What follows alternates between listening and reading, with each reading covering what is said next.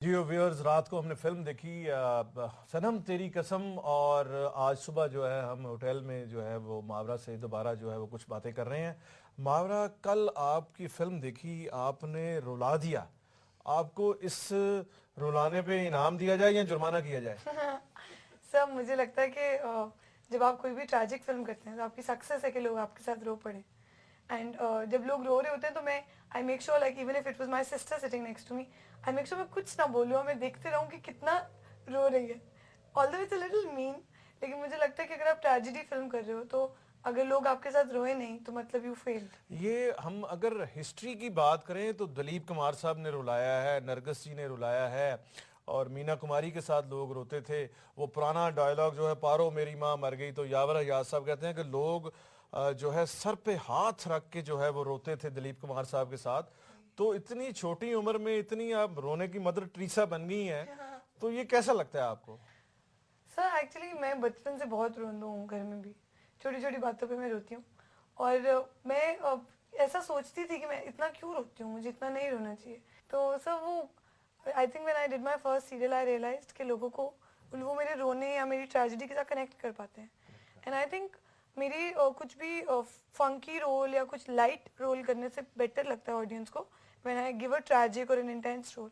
So even when I was offered this film I told mamma के mamma पहला serial रोने वाला मिला, उसके बाद एक के बाद एक जिसको भी कुछ लगता था कि इस सीरियल में कोई बहुत अच्छा रोए उसको रखो तो मुझे रख लेते थे। तो इस फिल्म की डिस्क्रिप्शन कुछ ऐसी थी कि कोई ऐसी लड़की चाहिए जो रोते हुए प्यारी लगे। तो आपका जो रेफरेंस है वो क्या काम बना, किस तरह से ये इंडियन लोग हैं और इन्होंने जो है लकी फिल्म बनाई थी दोनों ने, सलमान खान की वो बड़ी फिल्म है, तो आपका कौन सा काम रेफरेंस बना? सर एक्चुअली मेरे पेरेंट्स रहते हैं सिडनी में और राधिका मैम की फैमिली भी सिडनी में रहती है, तो कनेक्शन कुछ वहाँ से बना, दे नो ईच अदर। तो मैम मामा को पता चला कि Radhika ma'am is looking for a girl who can cry and look pretty, ये डिस्क्रिप्शन मामा तक पहुंची, तो मामा ने मुझे रेकमेंड कर दिया। उसके बाद जब राधिका मैम ने मुझे सर्च किया तो she got to know what all I am doing in my country and she was very pleased with it. और जो सीरियल उन्होंने मेरा देखा वो जो हम टीवी पे चला था आहिस्ता आहिस्ता, ओह, तो वो आहिस्ता आहिस्ता ब्रिलियंट। कि वो मुझे बताती है कि मैं स्क्रिप्ट लिख रही थी तब, और मैंने कहा कि मैं एक एपिसोड देख के डिसाइड कर लूंगी। कहती मैं एक एपिसोड देखी और मैं फिर देखते चले गई और मैंने 5 घंटे नॉन स्टॉप मावरा का पूरा शो देखा। और मैंने डिसाइड किया कि अगर मैं इसको 5 घंटे देख सकती हूँ तो ऑडियंस डेफिनेटली 2.5 घंटे देख सकती अच्छा, आपको कहानी सुनाई गई थी, स्क्रिप्ट पूरा सुनाया गया था, क्योंकि बड़ी इंटेलिजेंट कहानी है और बड़ा आपका जो रोल है उसमें कॉम्प्लेक्स और कॉम्प्लिकेटेड है, इंटेंसिव काम है, और उसमें वैरायटी भी है। पहले आप जो है एक हिंदू पंडित की बेटी हैं, और उसके बाद फिर आप को जब वो राज जो हैं एक मेकओवर आपका करते हैं, तो बड़ा ग्लैमरस आपने जो है रोल किया है। तो ये आपने कहानी स्क्रिप्ट सुनाया गया था आपको? सर मेरे लिए starting from my first serial कोई भी चीज़ चूज़ करने की रीज़न साइनॉप्सिस रही है। मैंने कभी भी किसी और बेसिस पे कोई प्रोजेक्ट चूज़ नहीं किया। एंड आई थिंक सनम तेरी कसम an example of that. I knew that producer is the first producing it first time. मुझे ये भी नहीं पता था मेरे हीरो कौन है। अच्छा। मुझे सिर्फ ये पता था कि राधिका विनय एक्सपर्ट्स हैं खूबसूरत प्रेजेंटेशंस के और बहुत इमोशनल है, इस तरह की दिल को छूने वाली कहानियां बनाते हैं ठीक, अपनी सही। म्यूजिक वीडियोस में। छोटी छोटी वीडियोस में वो आपके दिल को टच करते हैं, तो वो उनके पास एक कला है टू रीच योर हार्ट। वाह। बट मैंने उनको ऑब्वियसली बोला that I want to know the script. उन्होंने मुझे पूरी स्क्रिप्ट पढ़ाई और सब पूरी स्क्रिप्ट पढ़ने के बाद मुझे ये पता था कि it's an author back role, और ऐसा रोल नहीं मिलता आपको बार बार, स्पेशली लड़कियों को बहुत मुश्किल से मिलता है because it's kind of a male dominant industry everywhere. तो मुझे लगा कि ऐसा रोल फिल्म किसी भी लेवल पे बने, फिल्म छोटी हो या बड़ी बने, बट मुझे ये पता है कि people will get to see my performance. अच्छा, मैं आपको जो है इनकरेज भी करना चाहता हूँ, क्योंकि मैं 28 साल से जो है वो काम कर रहा हूँ और आर्ट आर्ट क्रिटिक भी हूँ। ये मैंने अमिताभ बच्चन साहब और दिलीप कुमार साहब और शाहरुख को भी, शाहरुख को कहा, अमिताभ बच्चन साहब को भी कहा कि उन्होंने अपने लंबे कैरियर में बाज स्क्रिप्ट के हवाले से अच्छे फैसले नहीं किए। आमिर खान जब साइन करते हैं अच्छा स्क्रिप्ट करते हैं। शाहरुख में ये डेफिशिएंसी है। अमिताभ बच्चन साहब ने शराबी फिल्म भी की और लाल बादशाह भी की, जिसमें जो है वो स्क्रिप्ट, तो ये स्क्रिप्ट को, अच्छे स्क्रिप्ट को लेबल करना, ये कुदरती है आप में, या ये पोटेंशियल किस तरह से आपने ग्रो किया? Sir I think I am just blessed. मैंने ब्लेस्ड। शुरू में तो मुझे रियलाइज भी नहीं होता था कि I am opting out some wonderful scripts. और मुझे ये पता था कि they're working for me. Then I try to figure out what am I looking at, and I realized that every time something comes to me, I'm looking at the script. So when Sanam Teri Kasam came to me, मेरे लिए ये mind secondary बातें थी कि hero कौन है और producer कौन है, और डायरेक्टर्स तो मुझे पता था कि they are very good at their work, but सबसे इम्पोर्टेंट मेरे लिए ये था कि मुझे मार्जिन कितनी मिलेगी to perform. Because if in a big film sir मैं जाके 2 मिनट का रोल कर दूं तो लोग देख ही नहीं पाएंगे what am I capable of. But in a small film which is now turning out to be big माशाल्लाह, उसमें अगर मैं पूरी फिल्म में अगर मैं ही हूँ तो at least I have the margin to show what I am capable of. Hero को कितने आप नंबर देती हैं और अपने आप को ईमानदारी से? मेरा रोल ऑथर बैक्ड है, मुझे ऑथर्स बैक कर रहे हैं विद द स्क्रिप्ट, तो मैं शायद अगर 100% से थोड़ा कम भी परफॉर्म करूंगी, I have more screen time, पूरी स्टोरी मेरे इर्द गिर्द रिवॉल्व करिए, तो मैं सपोर्टेड हूँ with so many things. Harsh, I felt कि हर्ष का रोल इतना मुश्किल था कि अगर मेरे पास होता तो मैं बहुत शायद इससे बहुत कम करती जो हर्ष ने किया.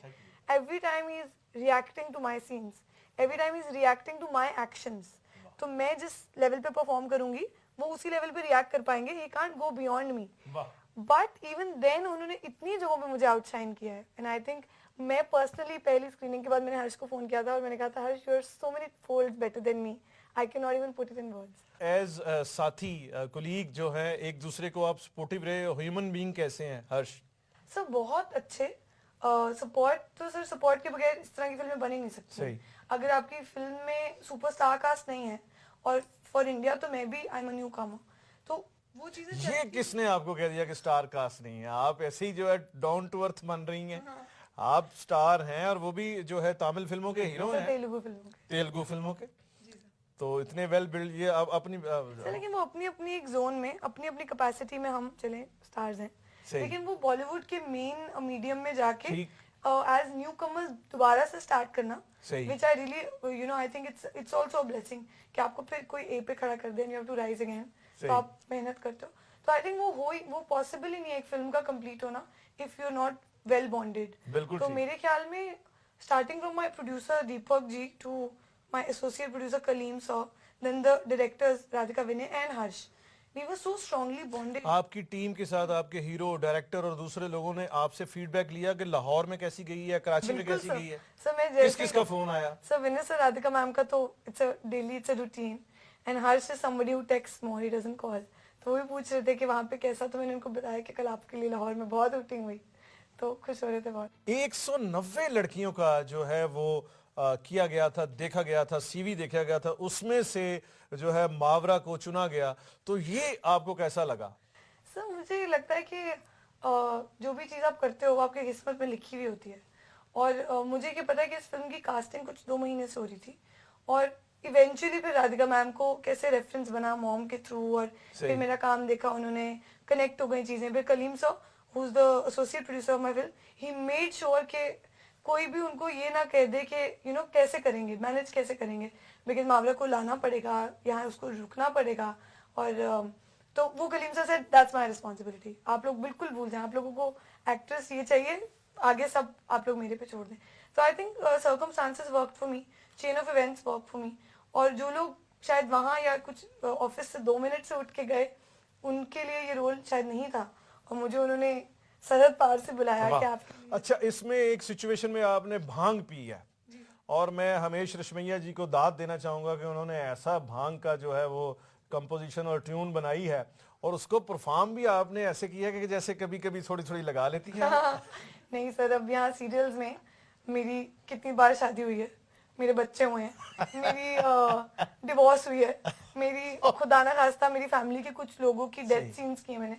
उस एक्टर का ये काम है कि आप कुछ भी करना हो. मेथड एक्टिंग में मैं बिल्कुल बिलीव नहीं करती. मुझे नहीं लगता कि आपको कुछ परफॉर्मेंस करने के लिए एक्चुअली उस सिचुएशन से गुजरना पड़ता है. You just have to convince yourself that you are in it. मुझे तो किस तरह से कंसीव किया? आपको समझाया गया था कि भांग पीने से ये सर ऑफ कोर्स इनिशियली तो मुझे पता भी नहीं था कि भांग क्या है, क्योंकि मुझे नहीं लगता पाकिस्तान में bhang is even there. Sir I had no idea. मुझे फिर उन्होंने बताया कि होली पे जो पीते, मैंने भांग का वर्ड पाकिस्तान में सुना हुआ नहीं था, मुझे वहां जाके पता चला. भंग कहते हैं, ये पंजाबी में तो भंग है और उर्दू में भांग है. कुछ लस्सी की कुछ फॉर्म होती है ये, शक्ल विजुअली ऐसे होती है. तो सर वो मैंने उनसे पहले समझा कि अच्छा होली पे पीते हैं, और वो बच्चन सर का जो सॉन्ग है होली वाला, रंग बरसे। रंग बरसे, अच्छा कि वो, अच्छा फिर वो मैंने रंग बरसे सॉन्ग देखा था, एक और एक एक्ट्रेस थी, उनका सॉन्ग मुझे इन्होंने दिखाया था, कुछ 2-3 पुराने सीनियर तो लेजेंड्स। वो उसको जोड़ तो के मैं आपने समझ गई कि क्या क्या क्या आप एक सेकंड में हंसते हो, एक सेकंड में रोते हो, कि मैं एक सेकंड में खींच मेरी फोटो करी हूँ, दूसरे सेकंड में पत्ते को प्यार करके रो रही हूँ।